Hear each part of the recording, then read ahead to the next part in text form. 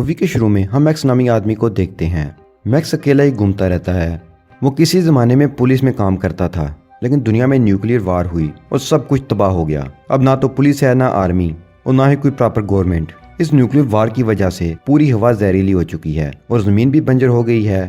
इस वार में दुनिया में बहुत ज़्यादा लोग मारे जा चुके थे और जो लोग बच गए थे उन्हें सरवाइव करने के लिए बहुत कुछ करना पड़ता था। पेट्रोल भी बहुत कम रह गया था, पानी भी कम था और खुराक भी, जिस वजह से लोग आपस में लड़ते रहते थे और मुख्तलिफ गैंग्स बन गए थे। ऐसे में कुछ गैंग्स बहुत ही ज़्यादा खतरनाक थे। मैक्स भी सरवाइव करने के लिए अकेला घूमता रहता है और उसे उन लोगों की याद आती रहती है जिन्हें वो बचा नहीं सका था। इन लोगों में उसकी फैमिली भी शामिल थी। वो हर वक्त उनके ख्यालों में खोया रहता है। मैक्स इसी तरह अपनी गाड़ी में रोड पर घूम रहा होता है कि यहाँ पर बहुत सी गाड़ियाँ आ जाती हैं। वो मैक्स को तंग करने लगते हैं और उसकी गाड़ी को टक्कर मार के उसे गिरा देते हैं। वो लोग मैक्स को पकड़ कर ले जाते हैं। वो उसकी पीठ पर टैटू बनाते हैं जिस पर लिखा जाता है ओ नेगेटिव, जो कि मैक्स का ब्लड ग्रुप है। वो एक यूनिवर्सल डोनर है। इन लोगों ने मैक्स को अपना गुलाम बना लिया और इससे पहले कि वो उसे अपनी गुलामी की मोहर लगाते, वो उनके चुंगल से भाग जाता है, लेकिन ये लोग फिर से उसे पकड़ लेते हैं। ये इमॉर्टन जू का गैंग है। मॉर्टन जू यहाँ पर सबसे ज्यादा ताकतवर इंसान है। वो अपने चेहरे पर एक खास किस्म का शिकंजा पहनता है जिसके दोनों साइड 2 पाइप लगे होते हैं और इन्हीं की मदद से वो सांस लेता है। यानी कि उसे जिंदा रहने के लिए इस शिकंजे को पहनना बहुत ही जरूरी है। जो जिस जगह रहता है वो पहाड़ी की एक चोटी है। नीचे बहुत सारे लोग होते हैं जो सब के साथ बहुत कमजोर होते हैं। मॉर्टन जो कहता है कि मेरे जरिए ही तुम सब लोग ऊपर उठोगे। उसके बाद वो ऊपर से पानी छोड़ता है। पानी देखकर यहाँ सब लोग बहुत ज्यादा खुश हो जाते हैं। इस दौर में पानी की बहुत ज्यादा कमी है और न्यूक्लियर वार की वजह से खुराक और पानी तो खत्म हो चुका है, तो इस वजह से लोग भूख और प्यास से मर रहे हैं। इसी वजह से पानी के लिए सब लड़ते हैं। यहाँ पर हम एक लड़की देखते हैं जिसका नाम फ्रियोसा है और ये लड़की भी इमॉर्टन जो के लिए काम करती है। मॉर्टन जू ने उसे अपने कुछ साथियों के साथ फ्यूल स्टेशन फ्यूल लेने के लिए भेजा होता है। इससे पहले कि ये फ्यूल स्टेशन पहुंचती, ये अपनी गाड़ी ईस्ट की तरफ मोड़ लेती है। उसके एक आदमी उसे पूछता है कि हमें तो सीधा जाना था, लेकिन फ्रियोसा उसे कहती है कि हमें ईस्ट की तरफ ही जाना है। क्योंकि वो सीनियर है इसलिए उसका ऑर्डर कोई भी नहीं टाल सकता, इसलिए सभी गाड़ियां ईस्ट की तरफ निकल पड़ती हैं। इमॉर्टन जो भी ऊपर से दूरबीन के जरिए ये सब देख लेता है। वो भागता हुआ एक चैम्बर के अंदर जाता है जहाँ पर उसने 5 लड़कियों को गुलाम बना रखा होता है। वो लड़कियां उसके लिए बच्चे पैदा करेंगी ताकि उसकी नस्ल आगे चल सके। लेकिन हम देखते हैं कि वहाँ वो पांचों की पांचों लड़कियां गायब हैं। वो समझ जाता है कि फ्रियोसा उन सबको अपने साथ ले गई है। वो अपने लोगों को उनका पीछा करने का कहता है। इमॉर्टन जो की आर्मी ये सुनकर बहुत खुश हो जाती है क्योंकि इमॉर्टन के लिए अपनी जान तक देने के लिए तैयार हैं। उसने उन्हें यकीन दिलाया होता है अगर तुम मेरी जंग का हिस्सा बनोगे, तुम मेरे साथ लड़ोगे, अगर मेरे लिए जान दोगे तो तुम्हें जन्नत मिलेगी। इमॉर्टन की आर्मी का नाम वार बॉयज है। न्यूक्लियर रेडिएशन की वजह से ये एक बीमारी में मुब्तला है जिसकी वजह से इन सबको खून की जरूरत होती है। इसीलिए उन्होंने मैक्स को अपना गुलाम बना रखा है। यहाँ पर वार बॉयज को दिखाया जाता है जो बहुत कमजोर होता है, मगर वो फ्रियोसा को किसी तरह से भी पकड़ना चाहता है। इसलिए वो अपनी गाड़ी के आगे मैक्स को बांध देता है। मैक्स की बॉडी से एक पाइप निकल रहा होता है जिससे खून उसके वार सोल्जर की बॉडी में जा रहा होता है ताकि उसे पावर मिलती रहे और वो जंग में शामिल होकर इमॉर्टन के लिए अपनी जान देकर शहीद हो सके। यहाँ पर शहीद होना एक फख्र की बात होती है। यहाँ फ्रियोसा को देखते हैं जो कि दूसरे लोगों के इलाके में पहुंच चुकी है और वो लोग गाड़ी लेकर उसका पीछा करना शुरू कर देते हैं। यहाँ पर फ्रियोसा के जितने भी साथी होते हैं एक एक करके सभी मारे जाते हैं। अब इमॉर्टन जो की आर्मी जो कि फ्रियोसा को पकड़ना चाहती है वो यहाँ पर पहुंच जाती है। जो दूसरे इलाकों के लोग होते हैं वो उनसे लड़ते हैं और एक एक करके सबको मार देते हैं। मगर इससे पहले कि वो फ्रियोसा को पकड़ने में कामयाब होते, सामने एक बहुत बड़ा तूफान आ रहा होता है। फ्रियोसा अपनी गाड़ी लेकर उस तूफान के अंदर चली जाती है, लेकिन वो वार सोल्जर जिसकी गाड़ी के आगे मैक्स बंधा होता है वो भी फ्रियोसा का पीछा करते तूफान के अंदर एंट्री कर जाता है। और जब वो फ्रियोसा की गाड़ी के पास होता है तो अपनी गाड़ी के अंदर बहुत सारा पेट्रोल डाल देता है क्योंकि वो अपनी गाड़ी के अंदर आग लगाकर ब्लास्ट करके अपनी जान देकर फ्रियोसा को रोकना चाहता है। मगर इससे पहले कि वो ब्लास्ट करता, मैक्स उसका हाथ पकड़ लेता है और अगले पल उसकी गाड़ी फ्रियोसा की गाड़ी से टकरा जाती है। सोल्जर की गाड़ी पलट जाती है। अगली सुबह दिखाया जाता है कि तूफान पूरी तरह से खत्म हो चुका है। मैक्स जिंदा है और वार सोल्जर मारा गया है। वो उसकी जंजीर से बंधा होता है, इसलिए वो उसे कंधे पर उठाकर उसे गाड़ी तक ले जाता है जिस गाड़ी में फ्रियोसा उन 5 लड़कियों के साथ भागी थी।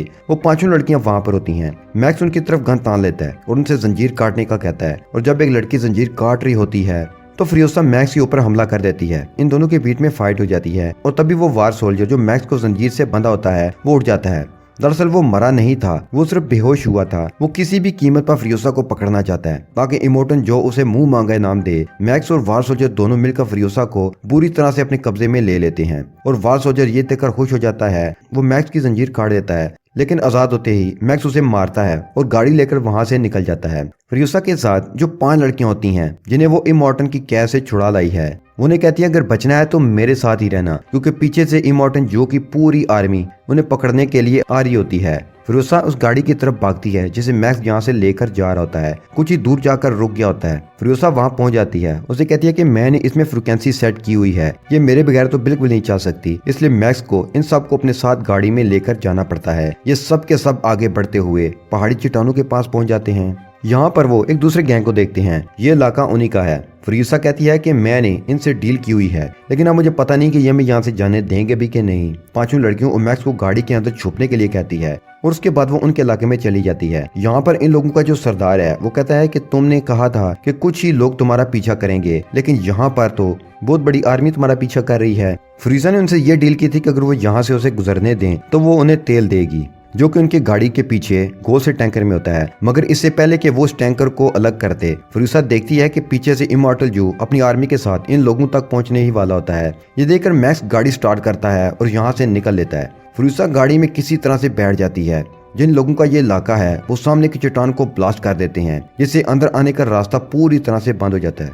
इमॉर्टल जू और उसकी आर्मी, जिसका नाम वार बॉयज है, वो सब बाहर ही रुक जाते हैं। ये जिन लोगों का इलाका होता है वो सब के सब एक्सपर्ट बाइकर्स होते हैं। अब ये बाइकर्स मैक्स और फ्रियोसा का पीछा करना शुरू कर देते हैं, मगर मैक्स और फ्रियोसा यहाँ पर एक एक करके सभी बाइकर्स को मार देते हैं। पर इससे पहले कि वो इस जगह से आगे बढ़ते, इमॉर्टन जो अपनी गाड़ी से अपने लोगों के साथ उनकी गाड़ी तक पहुंच जाता है। इमॉर्टन जो फ्रियोसा को गोली मारने वाला होता है कि वो इन 5 लड़कियों में से एक लड़की को गाड़ी से बाहर खड़ा कर देते हैं और ये लड़की प्रेग्नेंट होती है। उसके पेट में इमॉर्टन जू का बच्चा होता है, इसलिए इमॉर्टन जू इस पर फायरिंग नहीं करता, क्योंकि जो किसी भी कीमत पर अपने बच्चे को नुकसान नहीं पहुंचाना चाहता था। ये उसके लिए बहुत ही जरूरी है, क्योंकि वो अपनी नस्ल बढ़ाना चाहता है। वो फ्रियोसा की गाड़ी रोकने की पूरी कोशिश करता है। अब वो अपनी गाड़ी से एक जंजीर फायर करते हैं और वो जंजीर उनके स्टीयरिंग पर अटक जाती है, जिसकी वजह से ये अब अपनी गाड़ी को कंट्रोल नहीं कर सकते। पर तभी वो लड़की जो प्रेग्नेंट होती है वो गाड़ी से बाहर निकलती है और जंजीर काट देती है। इससे पहले कि गाड़ी को कंट्रोल कर पाते, ये देखते हैं कि सामने चट्टान है। ये किसी तरह से अपनी गाड़ी को तो मोड़ लेते हैं, मगर उनकी गाड़ी का दरवाजा चट्टान से टकरा जाता है। वो लड़की जिसने जंजीर काटी थी वो अभी भी गाड़ी के बाहर होती है और जब वो गाड़ी से अंदर आने की कोशिश करती है तो उसका पाँव फिसल जाता है और वो दरवाजे पर लटक जाती है। दरवाजा टूट जाता है और वो जमीन पर गिर जाती है। उनके पीछे इमॉर्टन जू आ रहा होता है। वो उसे बचाने के लिए अपनी गाड़ी को लेफ्ट साइड टर्न करता है, जिससे उसकी गाड़ी पलट जाती है। इमॉर्टन जो अपनी गाड़ी से बाहर निकलता है और वो देखता है कि उसकी स्लेव, जिसके पेट में उसका बच्चा है, वो बुरी तरह से जख्मी है। वो अपनी आखिरी सांसें ले रही है। ये देखकर इमॉर्टन जू को बहुत गुस्सा आता है। वहीं मैक्स और फ्रियोसा लगातार गाड़ी में आगे बढ़े होते हैं। उनकी गाड़ी में इमॉर्टन जू का वो आदमी भी छुपा हुआ होता है जिसका नाम नेक्स है, जिसने कहानी की शुरुआत में मैक्स को अपनी गाड़ी के आगे बांधा था और उसके जिस्म से खून निकालकर अपने जिस्म में डाल रहा था। नेक्स यहाँ पर बहुत परेशान होता है। वो कहता है कि मुझे मौका मिला था, तुम लोगों को पकड़वा कर इमॉर्टन जू को खुश कर सकता था, अपने साथियों के साथ जन्नत जा सकता था, मगर मैंने अपने सारे मौके खो दिए। गाड़ी में जो 4 लड़कियां होती हैं उन्हीं में से एक लड़की उसे समझाती है। वो कहती है कि शायद तुम्हारा मकसद कोई और है। नेक्स्ट पूरी तरह से पुरस्कून हो जाता है। वहीं उनकी गाड़ी को चलते चलते पूरा दिन हो चुका है। अब रात हो जाती है। मैक्स और फ्रियोसा देखते हैं कि इमॉर्टन जू की गाड़ी का पूरा काफिला अभी भी उनका पीछा कर रहा होता है। मैक्स रास्ते में डायनामाइट बिछाकर अपनी गाड़ी लेकर वहां से निकल जाता है और जब इमॉर्टन जू का पूरा काफिला उस डायनामाइट के ऊपर आता है तो यहाँ पर बहुत ही बड़ा ब्लास्ट होता है, जिस वजह से उनकी सभी गाड़ियां वहां पर रुक जाती हैं। पर एक गाड़ी यहाँ से निकलकर आगे बढ़ जाती है और वो लगातार मैक्स और फ्रियोसा की गाड़ी का पीछा करते रहते हैं। मगर इससे पहले कि वो दोनों यहाँ से निकल पाते, उनकी गाड़ी का टायर एक दलदल में फंस जाता है, जिस वजह से वो आगे नहीं बढ़ सकते थे। उनके साथ जो नेक्स है, जो उन्हें पहले मारना चाहता था, अब वो उनकी मदद कर रहा है। वो बताता है कि सामने एक सूखा दरख्त है, हमें गाड़ी की केबल को उसके साथ बांधना चाहिए ताकि हम अपनी गाड़ी को दलदल से निकाल सकें। वो गाड़ी की केबल को सूखे हुए दरख्त से बांध देते हैं। जो गाड़ी उनका पीछा कर रही होती है वो उन तक पहुंच जाती है।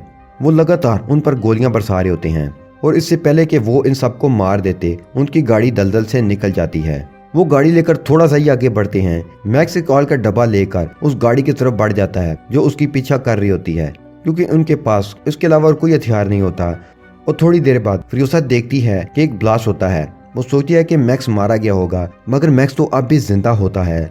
मैक्स ने उस गाड़ी को ब्लास्ट कर दिया होता है, साथ में वो उनके सभी हथियार भी ले आता है। वो एक बार फिर से यहाँ से आगे बढ़ रहे होते हैं। पूरी रात गाड़ी चलाने के बाद सुबह को जब ये रेगिस्तान से आगे बढ़ रहे हैं तो फिरोसा को एक टावर दिखाई देता है। वो बताती है कि बचपन में वो जिस जगह रहती थी वहां पर भी ऐसा ही एक टावर था। ये उस टावर के पास पहुंच जाती है। फिरोसा वहां अपना नाम बताती है, अपने कबीले का नाम बताती है, और उसी वक्त वहां बहुत सारे बाइकर्स आते हैं। ये सब की सब फीमेल्स होती हैं। फिरोसा यहाँ पर अपनी मॉम से मिलती है। ये सब फिरोसा को पहचान लेते हैं। फिरोसा इन सबको बताती है कि मेरे साथ ये जो 4 लड़कियां हैं, मैं इन्हें ग्रीन प्लेस ले जाना चाहती हूँ। तो तभी एक बूढ़ी औरत बताती है कि जहाँ से तुम आ रहे हो वही ग्रीन प्लेस है, जो पहले रहने लायक था, लेकिन अब वो भी डेजर्ट बन चुका है। वहाँ भी रहना मुश्किल हो चुका है। फिरोसा को ये सुनकर बहुत दुख होता है। उसके बाद ये सब प्लान बनाते हैं कि ये सब के सब सूखे हुए समंदर के उस पार जाएंगे ताकि ये अपने लिए घर ढूंढ सकें। लेकिन मैक्स इन सब के साथ नहीं जाता।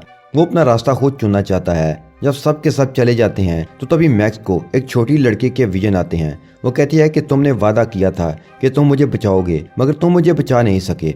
मैक्स पास्ट में उस लड़की की भी जान नहीं बचा पाया था। इस विजन के बाद मैक्स अपनी बाइक पर फिरोसा के पास पहुंचता है। वो उसे बताता है कि जिस तरफ तुम जा रहे हो वहाँ नमक के अलावा कुछ भी नहीं है। हमें वापस इमोर्टन जो के किले पर जाना चाहिए। वहाँ पर हमें पानी भी मिल जाएगा और खाना भी। एक बार हमने उसे अपने कब्जे में कर लिया तो सब कुछ ठीक हो जाएगा। उसकी बात से सब मुतफिक हो जाते हैं और ये एक बार फिर से उसी गाड़ी में, जिस गाड़ी में ऑयल का टैंकर होता है, इमोर्टन जो के किले की तरफ जाना शुरू कर देते हैं। रास्ते में इमोर्टन जो और उसके आदमी उनकी गाड़ी को देख लेते हैं। जो समझ जाता है कि किले की तरफ जा रहे हैं, क्योंकि किले पर सिपाही नहीं है, इसलिए किले पर कब्जा करना चाहते हैं। इमोर्टन जो अपने आदमियों के साथ उनका पीछा करना शुरू कर देता है। मैक्स और फिरोसा उनके कई लोगों को मार देते हैं, मगर इमोर्टन जो इन 4 लड़कियों में से एक लड़की को पकड़ने में कामयाब हो जाते हैं। फिरोसा किसी तरह से इमोर्टन जो की गाड़ी तक पहुंच जाती है और वो उसके मास्क को खींचकर अलग कर देती है, जिससे उसकी मौत हो जाती है। अभी भी उसके बहुत से वार बॉयज होते हैं जो इन सबको मारना चाहते हैं। नेक्स्ट जो गाड़ी चला रहा होता है, उसमें ऑयल का टैंकर होता है, वो अपनी गाड़ी को उनसे टकरा देता है, जिससे बहुत बड़ा ब्लास्ट होता है और ये सब के सब मारे जाते हैं। वो हम देखते हैं कि फिरोसा बहुत कमजोर हो चुकी है। मैक्स समझ जाता है कि उसे ब्लड की जरूरत है, इसलिए वो उसकी बॉडी में अपना ब्लड ट्रांसफर करता है, जिससे वो नॉर्मल हो जाती है। अब ये इमोर्टन जो के किले तक पहुंच जाते हैं। वहाँ पर स्पाई भी होते हैं, मगर जब ये इमोर्टन जो की डेड बॉडी दिखाते हैं तो वहाँ पर जो भी सभी लोग थे वो सब के सब बहुत खुश हो जाते हैं और ये नारा लगाते हैं कि इन सब को ऊपर आने दो, इमोर्टन जो मारा गया। इसलिए यहाँ पर पानी भी खोल दिया जाता है। पानी को देखकर सभी लोग खुश हो जाते हैं। किले के अंदर जितने भी वार बॉयज होते हैं वो फिरोसा और इमोर्टन जो की चारों बीवियों को वेलकम करते हैं, यानी अब इस किले पर इन सब का हक है। यहाँ पर जमीन से पानी निकालने के लिए बड़ी बड़ी मशीन्स हैं। यहाँ पर हरियाली भी हम देखते हैं, इसलिए यहाँ पर कभी भी किसी को भी पानी की कमी नहीं होगी। और जब ये लोग ऊपर जा रहे होते हैं तो फिरोसा मैक्स को देखती है, जो भीड़ में होता है।